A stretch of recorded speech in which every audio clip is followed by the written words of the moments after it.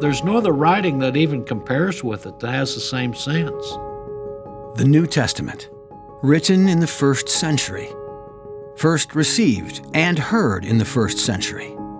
New from Destiny Image, the Timeline New Testament.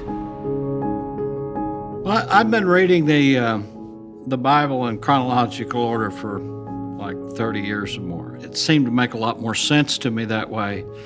And while I would be doing that, I'd end up searching and finding out how it connected with history and why some of the things happened. The very core of the Timeline New Testament is the New Testament. The other things we've simply stuck in there that help us locate it along a timeline, that help fill in some of the gaps that you go, oh, now I understand this. There's lots of things we find as we look at the order that they were actually written in.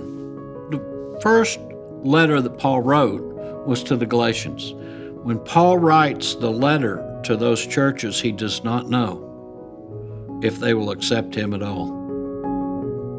Here's Paul ministering to these churches and sending life and encouragement to them, and he's locked up in chains. They've done everything they can do to him, and yet they haven't stopped the gospel. They haven't stopped the glory. They haven't stopped this revelation of Christ being painted out into the whole world. Read the New Testament afresh in chronological order and within the timeline of the culture of the first century. The timeless words in the timeline of their origin. The Timeline New Testament.